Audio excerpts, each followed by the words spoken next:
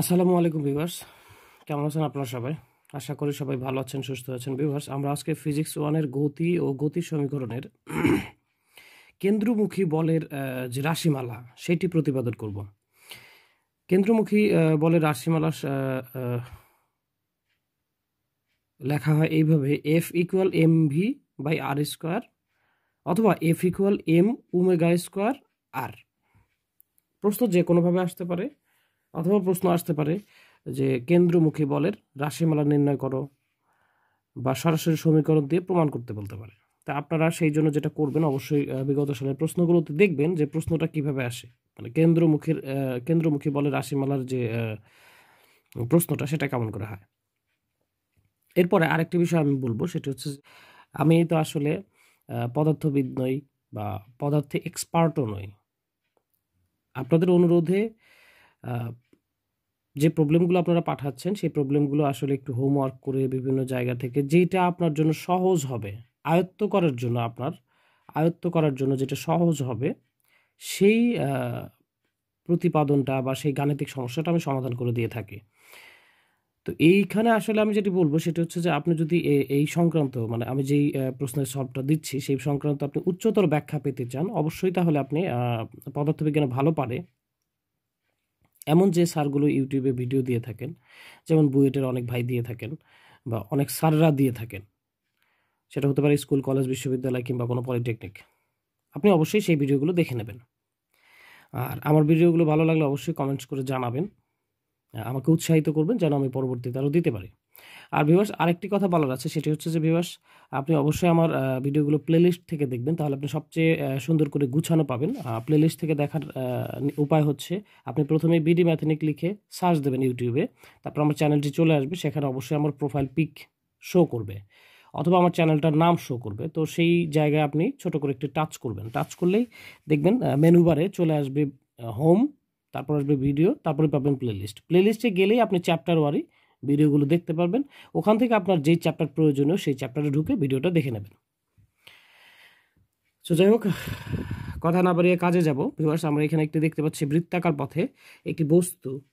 এই যে একটি বস্তু, এই বস্তুটি আসলে এ বিন্দু থেকে বি বিন্দুতে গিয়েছে। তো এইটি আসলে এই বৃত্তাকার পথটিতে ঘূর্ণায়মান। তো একটি বস্তু যখন বৃত্তাকার পথে ঘুরে, বিশেষ করে রশ্মি লাগানো থাকে, ধরেন এই জায়গাটা, এটা একটা ধরুন গরু, ধরে নিলাম এটা একটা গরু, আমি এই রশিটা দিয়ে এইখানে খুঁটা গেড়ে বেঁধে দিয়েছি গরুটাকে। তো গরুটা কিন্তু দেখেন এই বৃত্তাকার পথের বাইরে যেতে পারবে না। হ্যাঁ, এর ভেতরে ঘাস খেতে পারে, ভালো কথা, কিন্তু আমরা মোটামুটি এই প্রান্তীয় রেখাটার কথা কল্পনা করব। গরুটাকে যদি আমরা ঘোরাতে চেষ্টা করি, তাহলে কিন্তু সে এই খুঁটার দ্বারা একটা টান অনুভব করবে রশির মাধ্যমে, ফলে সে এই বৃত্তাকার পথের বাইরে যেতে পারবে না এবং এই বৃত্তাকার পথে ঘুরতে থাকবে। তো এই যে আসলে কেন্দ্রের দিকে যে টান অনুভব করা, এইটাই হচ্ছে কেন্দ্রমুখী বল। আপনি কেন্দ্রমুখী বলের সংজ্ঞা তো অনেক সময় পাবেন, অনেকে অনেকভাবে ব্যাখ্যা করবে। আর এই যে সূত্রটি কেন্দ্রমুখী বলের রাশিমালা নির্ণয়, এটা আসলে বিভিন্ন পদ্ধতিতে করা যায়। যেমন ডেরিভেটিভ পদ্ধতিতে, আধুনিক একটা পদ্ধতি রয়েছে, হ্যাঁ, ডিফারেন্সিয়েশনের পদ্ধতিতে করা যায়। এখন আপনি ডিফারেন্সিয়েশন ভালো বুঝেন না, তাহলে সেক্ষেত্রে কি করবেন? তাহলে সেক্ষেত্রে আমি মোটামুটি যেটা আমার কাছে সহজ মনে হয়েছে সেই বিষয়টা আমি এখানে ব্যাখ্যা করে দেব।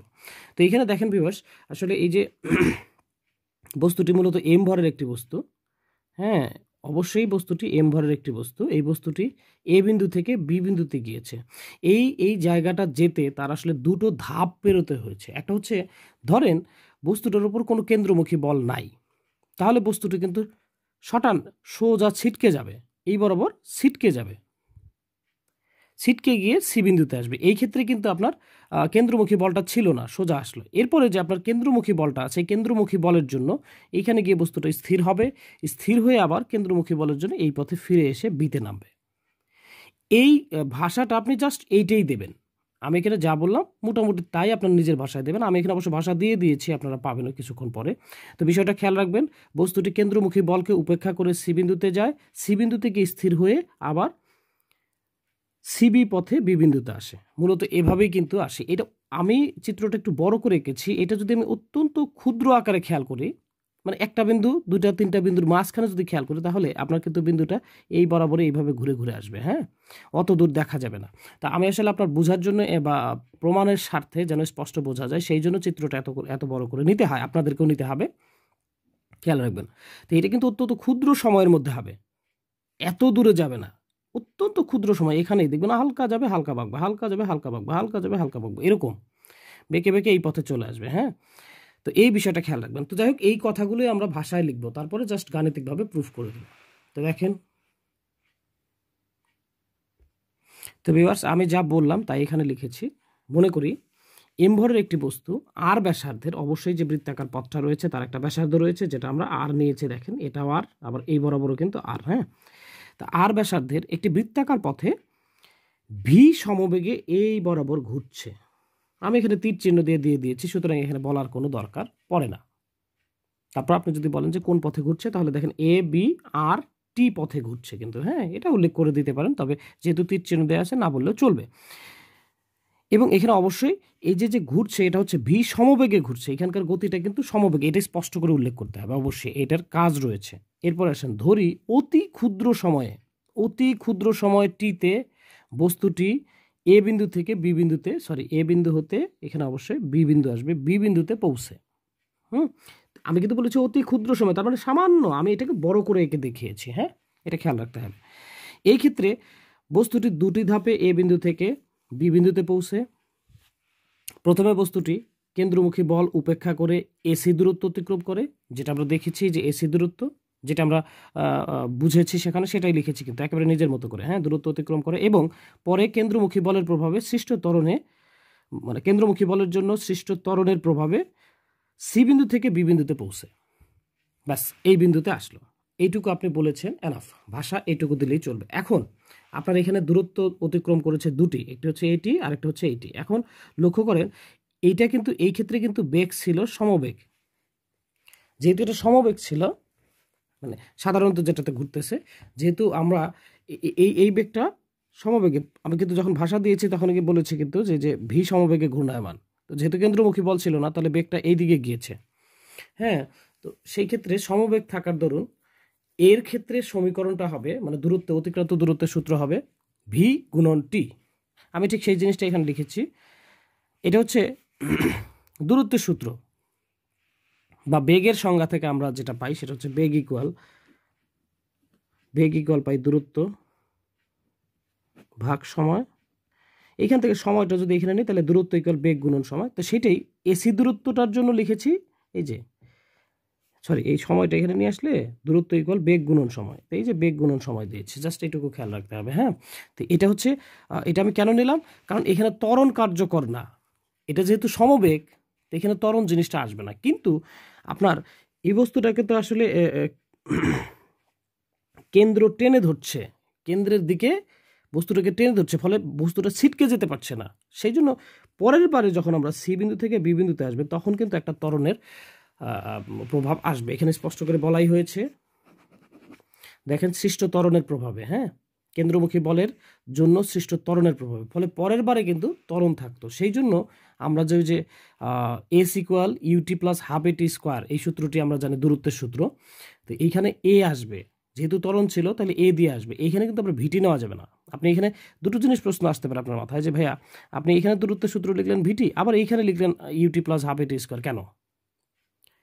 এখানেও ভিটি লিখলেন, এখানেও ভিটি লিখতে পারতেন, এটা একটা প্রশ্ন হতে পারে। আসলে এইখানে ত্বরণ ক্রিয়ারত ছিল না, কার্যকর ছিল না, তাই ত্বরণ সংক্রান্ত কোনো বিষয় এখানে আসে না। সরাসরি যে সাধারণ আমরা সংজ্ঞা থেকে যে পাই বেগের সংজ্ঞা, সেখান থেকে দূরত্বের সূত্র প্রয়োগ করা হয়েছে।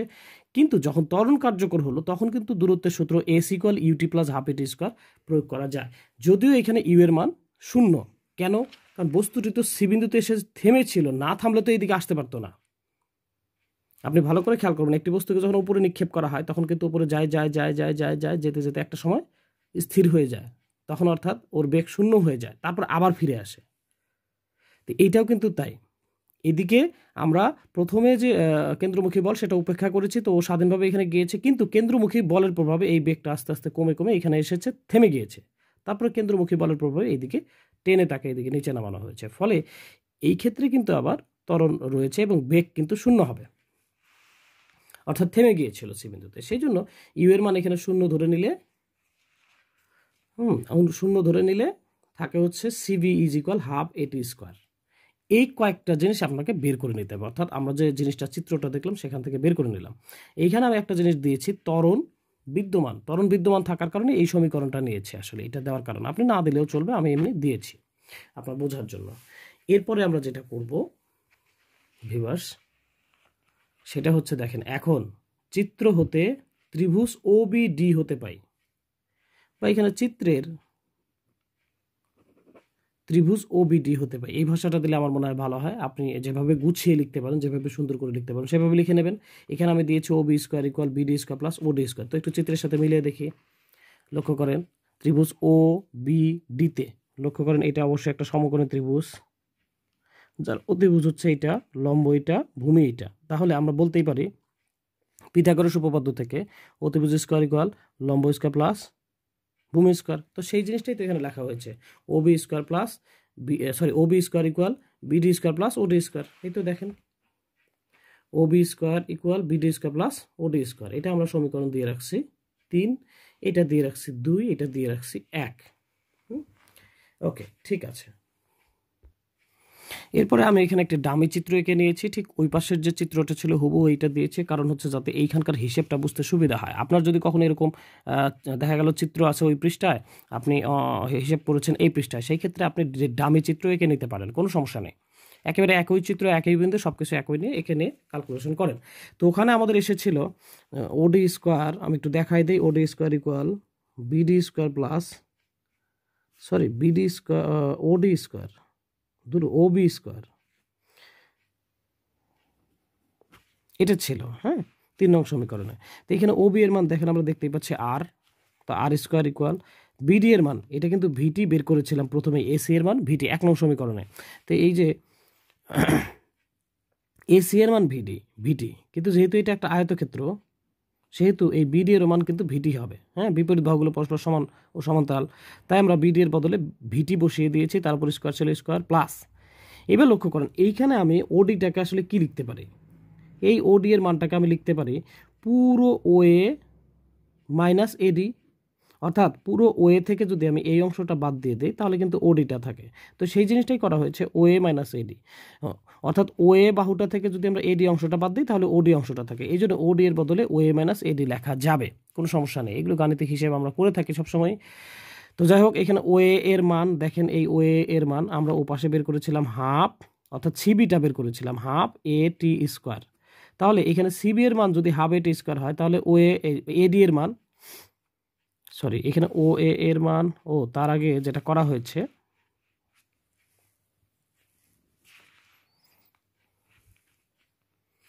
দুঃখিত ভিউয়ার্স, এখানে ও এ মাইনাস এ ডি স্কোয়ারের সূত্র ফেলে দেওয়া হয়েছে, অর্থাৎ এ মাইনাস বি হোল স্কোয়ারের সূত্র, A square minus 2ab plus B square, এই সূত্রটা ফেলে দেওয়া হয়েছে। এরপরে ও এর মান দেখেন ভিউয়ার্স, এইটা যদি ও বি এর মান আর হয় তাহলে ও থেকে এর মান এটাও কিন্তু আর হবে, তাই না? দুঃখিত, আচ্ছা, এইটা যদি আর হয় তাহলে কিন্তু এইটাও আর হবে, অর্থাৎ ও বিটা যদি আর হয় তাহলে ও এটাও আর। এই যে দেখেন ভিউয়ার্স, ও এর মান আর, তার উপর স্কোয়ার বসাই দিয়েছি, তারপর মাইনাস আছে মাইনাস, 2 আছে 2, ও এর মান আর বসিয়ে দিয়েছি। এডি এর মান, এডি লক্ষ্য করেন ভিউয়ার্স, এখানে এডি কি, এডি হচ্ছে এই সিবি এর সমান, আর সিবি এর মান আমরা বের করে রেখেছিলাম হাফ এটি স্কোয়ার। ওপাশের চিত্রে বা ওপাশে হচ্ছে 2 নং সমীকরণ আমরা ওটা বের করেছিলাম, একটু দেখে নেবেন।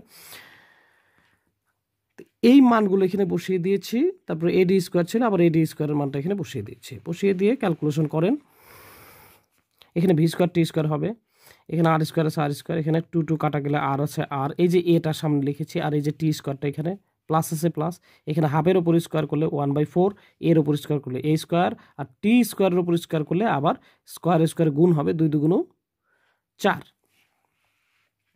ওকে, এরপরে যেটা করা হয়েছে, এই পাশে কিন্তু আমার আর স্কোয়ার একটা ছিল, এই যে দেখেন, এই যে আর স্কোয়ারটা, বা বারবার লেখা হয় না আসলে এগুলি, হ্যাঁ, লিখতে হয়ও না, আমি এমনি দেখাই দিলাম, এগুলো কিন্তু আর স্কোয়ার ছিল একটা, এই যে, তো এই আর স্কোয়ারটা কিন্তু আছেই। তো এই আর স্কোয়ারটা এখানে লিখেছি, আর এই যে এইখানে একটা দেখেন আর স্কোয়ার আছে, এটা পক্ষান্তর করে নেন, মাইনাস আর স্কোয়ার হবে। আর এই যে এইটা মাইনাস এ আর টি স্কোয়ার, এটাও পক্ষান্তর করেছে, মাইনাস ছিল, এটা প্লাস হয়ে যাবে। আর এই পাশে তাহলে থাকলো কি ভি স্কোয়ার টি স্কোয়ার এটা, আর এই যে 1/4 এ স্কোয়ার টি টু দি পাওয়ার 4 এটা থাকলো। এখন এই যে প্লাস আর মাইনাস আর কাটা দিলে থাকে এ আর টি স্কোয়ার। এইখানে দেখেন লিখে দিয়েছি টি স্কোয়ার দ্বারা ভাগ করো, অর্থাৎ এগুলো যখন কাটা গেল তখন দেখেন এটাকেও টি স্কোয়ার দ্বারা ভাগ করা যায়, এটাকেও টি স্কোয়ার দ্বারা ভাগ করা যায়, এটাকেও টি স্কোয়ার দ্বারা ভাগ করা যায়। আমরা ছোট ক্লাসে যেটা করতাম টি স্কোয়ার কমন নিয়ে তারপর পক্ষান্তর করতাম, তারপর কাটাকাটি যেত। তো আসলে আমরা তো এখন উচ্চতর লেভেলে, সুতরাং একবারে ভাগ করে দিলেই বা সমস্যা কি? এই যে টি স্কোয়ার দ্বারা ভাগ করলাম, এটা এটা কাটা, আবার এটাকে টি স্কোয়ার দ্বারা ভাগ করলাম, এটা এটা কাটা, আবার এটাকে টি স্কোয়ার দ্বারা ভাগ করলাম, এটা এটা কাটা গেলে থাকে টি স্কোয়ার। তো এই কাটাকাটি করে সবশেষে থাকলো এখানে এ আর ইকুয়াল এখানে থাকে ভি স্কোয়ার প্লাস 1/4 এ স্কোয়ার টি স্কোয়ার। এখন ভিউয়ার্স, যেহেতু টি অত্যন্ত ক্ষুদ্র, আমি শুরুতেই বলেছিলাম যে অতি ক্ষুদ্র, অতি আবার ক্ষুদ্র, অর্থাৎ অত্যন্ত ছোট একটি মান টি এর। তো আমরা একটু যদি খেয়াল করি, দেখেন ভিউয়ার্স, আপনি যদি হাফের উপর স্কোয়ার করেন তাহলে কিন্তু দেখেন 1/4 হয়, অর্থাৎ হাফ নিজেই তো একের চেয়ে ছোট ছিল, অর্ধেক ছিল, সেটাকে আবার স্কোয়ার করার দরুন একের 4/1 হলো, অর্থাৎ আরও ছোট হলো।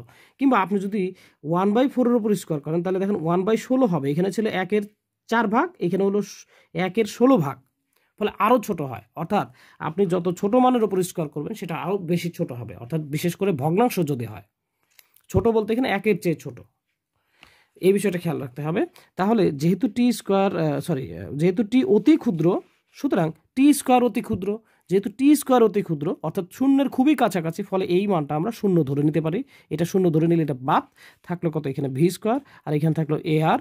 এইখান থেকে আপনি যেটা বের করে নিয়েছেন সেটা হচ্ছে এ ইকুয়াল হলো ভি স্কোয়ার বাই আর। এখন আমরা বলের যে রাশিমালা জানি, বল নির্ণয়ের যে রাশি বা বল নির্ণয়ের যে সমীকরণ, সেখান থেকে আমরা জানি এফ ইকুয়াল এম এ। এইখানে এর মানটা বসিয়ে দেন, এই যে এখানে যে এর মানটা পেয়েছেন ভি স্কোয়ার বাই আর, এটা বসায় দিলে আমরা পাচ্ছি F equal M V square by R. অর্থাৎ প্রথম অংশটা প্রমাণ হলো। যদি আমার কাছে প্রমাণে চায় যে এফ ইকুয়াল, প্রমাণ করো F equal M V square by R, তাহলে আমরা এখানে জাস্ট লিখে দিব প্রমাণিত, ব্যাস। কিন্তু যদি ওরা প্রমাণ করতে বলে যে প্রমাণ করো F equal M omega square R, তাহলে সেই ক্ষেত্রে আমরা যেটা করব, এই যে দেখেন কৌণিক বেগ আর রৈখিক বেগের যে সম্পর্ক, সেখান থেকে আমরা জানি ভি ইকুয়াল ওমেগা আর। তো এই যে এখানে ভি এর মানটা বসিয়ে দিয়েছি, দেখেন ওমেগা আর, তার উপর স্কোয়ার ছিল, হোল স্কোয়ার করে দিয়েছি। এখন এই স্কোয়ারটা এর উপরে দেন, এর উপরে দেন, দিলে আমরা পাচ্ছি কাটাকাটি করে পাবো হলো এম ওমেগা স্কোয়ার আর। এটা বোঝানোর মতো কিছু না, ইনশাআল্লাহ আপনারা বুঝতে পারবেন। তো যেইটা চাবে সেটা প্রমাণ করে আপনি লিখে দেবেন প্রমাণিত, জাস্ট এইটুকুই। হ্যাঁ, তো আশা করি বুঝতে পেরেছেন, ভালো লাগবে, আপনি রপ্ত করতে পারবেন এবং পরীক্ষা ভালো করে লিখতে পারবেন ইনশাআল্লাহ। আর এই বইটি মানে এই প্রশ্নটি আমি সলভ করে দিয়েছি, ইসাক স্যারের বইও এই প্রমাণটি দেওয়া রয়েছে। এটি হচ্ছে ইন্টারমিডিয়েটের একটি বই। এছাড়াও হক পাবলিকেশনের বইও কিন্তু ঠিক এই প্রমাণটাই রয়েছে হুবহু। তো যাই হোক, আপনাদের যদি কোনো সমস্যা হয় ভাষাগত, তাহলে অবশ্যই বই থেকে দেখে নেবেন, সবচেয়ে ভালো হবে। সো থ্যাংক ইউ ভিউয়ার্স, ভালো থাকবেন, সুস্থ থাকবেন, আল্লাহ হাফেজ।